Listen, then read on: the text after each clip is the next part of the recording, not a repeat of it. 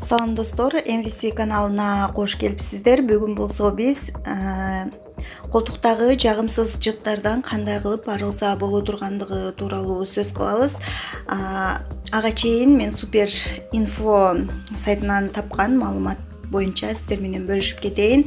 Колтуктун тердөөсү адамдарды бир топ ыңгайсыздыкка алып келет, түйшүктөндүрөт. Алып айтсак, терге кошо жыттын чыгышы, кийимдердин колтук бөлүгүндө тактардын калышы, такты жытты кетирүү максатында улам жуунгандан кийин өңүнүн өчүшү, андан да тердеп жыттанган колтугу менен адам эл ичинде өзүн жаман сезип, элге кошула албай четтеп психикалык жактан азап тартышы. Адам эмне үчүн тердейт? Адамдын организминде 2 миллионго жакын тер бези бар. Алар жалпысынан бир суткада 600-900 грамм тер бөлүп чыгарышат.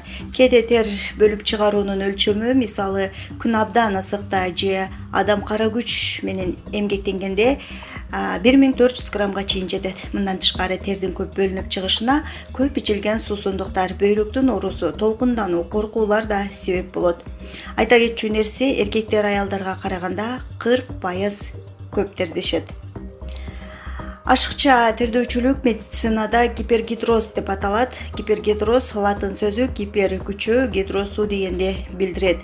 Мунун себептери бир топ: дененин температурасынын жөнгө салуучу симпатикалык нерв системасынын бузулушу. Мындай учурда тер бездери каттууланып иштеп, адам азыраак иштегенде же азыраак эмоцияга алдырганда деле колтук тердей баштайт. Ал эми терде көбөйгөн микробдор жогоруда айтылгандай жагымсыз жыт чыгарышат. Эндокриндик системанын бөйрөк үстүндөгү без, жыныс бездери, калкансымал бездер иштөөсүнүн бузулушу да кирет. Кан айлануунун бузулушу, зат алмашуу процессинин бузулушу, ошондуктан көп тердөөдөн кутулуу үчүн керектүү каражаттарды пайдаланганда болбой, көп тердөө улана берсе, сөзсүз дарыгерлерге текшерилүү керек экендиги белгилүү болду окшойт. Ашыкча тердөөдөн табигый жол менен тер бездери иштөөсүнүн басаңдаткан мезгилде, тактап айтканда 60-70 жаш курактагына кутулууга болот экен.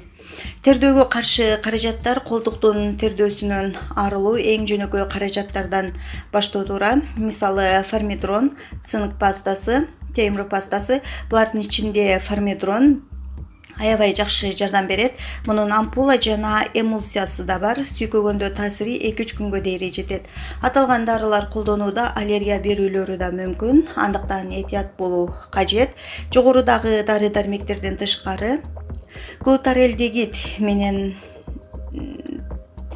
да колтукту сүртүүгө болот, бирок бир жаман жери буларды узак колдонуу теринин дүүлүктүрүп, аллергияга алып келүүсү да мүмкүн.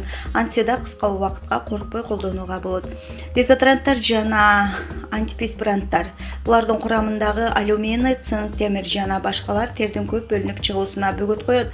Анын үстүнө бактериялардын көбөйүшүнө жол бербейт. Курамында триклозан бар.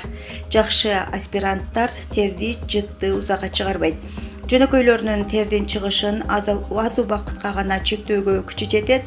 Терге каршы курамында триксолан бар, палмолив, кемей, протекс жана балдар үчүн чыгарылган самындардын колдонууга да көп тердөөгө жеткизбейт. Көңүл бурганыңыздар үчүн чоң рахмат. Буюрса кийинки видео эмне боюнча маалымат алгыңыздар келсе, комментарийге жазып коюңуздар. Мен болсо сиздер каалаган темада видео тартканга аракет жасап көрөйүн. Саламатта калыңыздар.